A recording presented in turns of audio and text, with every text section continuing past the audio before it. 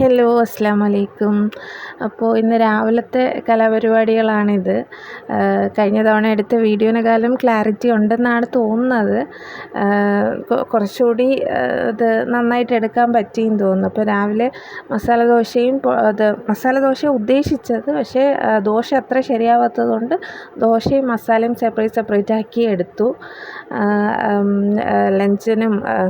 ഇന്ന് ലഞ്ചിനും ഇത് തന്നെയാണ് എടുത്തത്. ദോശയും മസാല ദോശയായിട്ട് കൊടുത്തു വിടാമെന്ന് വിചാരിച്ചാണ് ലഞ്ചിന് എടുത്തത്. അപ്പോഴത്തേക്കും ദോശ ചതിച്ചു. കുഴപ്പമില്ല, എന്നാലും സാരമില്ല. ടേസ്റ്റ് ഉണ്ടായിരുന്നാൽ മതിയല്ലോ. നമ്മൾ ഫുഡ് എങ്ങനെ ഇരുന്നാലും അത് ടേസ്റ്റ് ഉണ്ടെങ്കിൽ എല്ലാവരും കഴിക്കും, അത് വേറെ കാര്യം. എന്നാലും കാണാനും കൂടെ ഭംഗിയുണ്ടെങ്കിൽ അതും വേറൊരു കാര്യം തന്നെയാണ്.